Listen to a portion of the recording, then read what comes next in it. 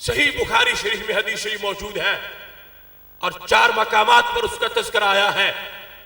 میرے آقا صلی اللہ علیہ وسلم تشریف فرما ہے، ایک باپ پردہ خاتون چادر کا تحفہ لے کے آ گئی اور کہتی ہے نسجتھا بیدی، اے اللہ کے حبیب صلی اللہ علیہ وسلم، میں یہ ہاتھوں سے بن کے لائی ہوں، یہ مشین کی بنی ہوئی نہیں ہے۔ I have weaved it by my hands، یہ ہاتھوں سے بنا کے لائی ہوں اور تحفہ پیش کر رہی ہوں۔ میرے آقا نے تحفہ قبول کر لیا، چادر اوڑی، اس کی ویلیو بڑھ گئی۔ مجمع میں سائل کھڑا ہو گیا، کہتا ہے ما احسن ہذہ فاقصنیھا یا رسول اللہ صلی اللہ علیہ وسلم، محبوب یہ چادر کتنی خوبصورت ہے، آپ یہ چادر مجھے عطا فرما دیں۔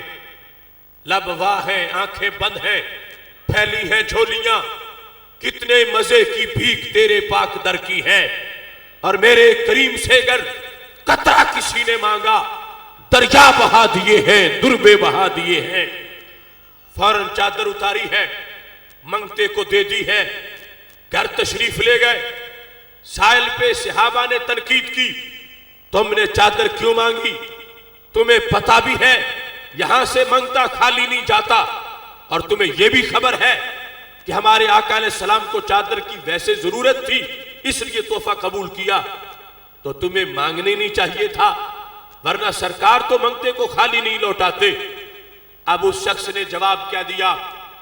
آج اس پرنور اجتماع میں یہ حدیث پیش کرتے ہوئے میں اس وقت کے اس فتنے کو جواب دے رہا ہوں جن کے نزدیک میلاد منائے پھر بھی شرک، 11ویں کی محفل ہو پھر بھی شرک، رسول اللہ صلی اللہ علیہ وسلم کی دہلیز پر ہاتھ باندھ کے کھڑے ہوں پھر بھی شرک۔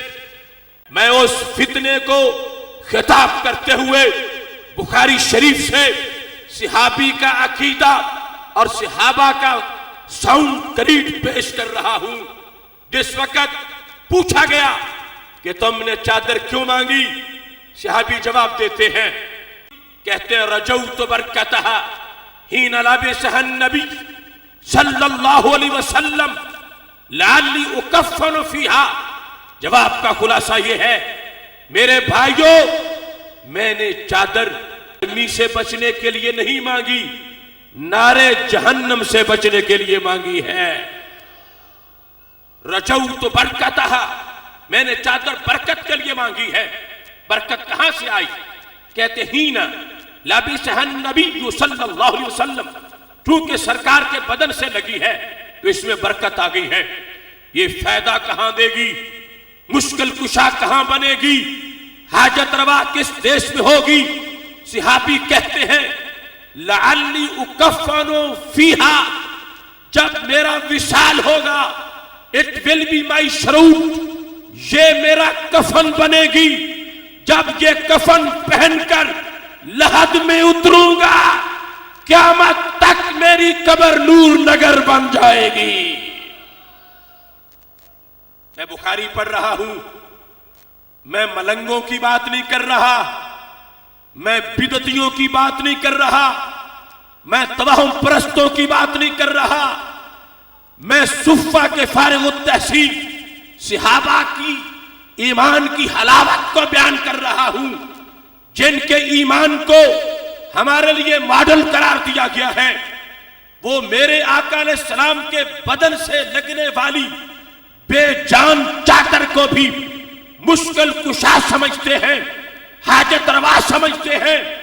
جب یہ جواب صحابی نے دیا تو کتنے صحابہ تھے جنہوں نے کہا تمہارا نکاح ٹوٹ گیا، تمہارا کلمہ غیر معتبر ہو گیا، تم شرک کا ارتکاب کر بیٹھے۔ رب کعبہ کی قسم، میں ہزارہ احادیث کو سامنے رکھ کے میلاد سٹریٹ میں اعلان کر رہا ہوں، کسی ضعیف روایت میں بھی نہیں ہے کہ کسی ایک صحابی نے بھی تنقید کی ہو۔ تمام جماعت صحابہ نے اس پر اتفاق کیا کہ اگر یہ چادر تم نے قبر میں راحت کے حصول کے لیے مانگی ہے تو پھر ہمارا بھی یہی عقیدہ ہے، حضرت سال بن سعد راوی ہے، صحیح بخاری شریف میں موجود ہے کہ جب وہ صحابی فات ہوئے تو جو زندہ صحابہ تھے انہوں نے اسی چادر کا کفن پہنا کر انہیں بتایا کہ اللہ کے رسول صلی اللہ علیہ وسلم کو ایسا رحمت بنایا گیا ہے، ان کے بدن سے جو دھاگے لگے وہ بھی قبر میں رحمت کا کام دیتے ہیں۔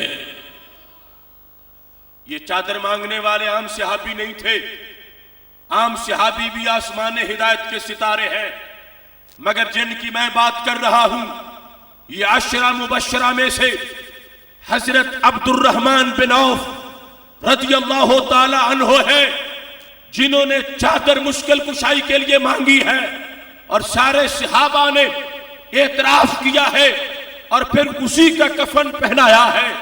میں پوچھتا ہوں اس بے لگام سوچ سے جو امت کے جمہور پر آج شرک کا فتویٰ لگا رہی ہے، چادر بڑی ہے یا چادر والی سرکار بڑی ہے؟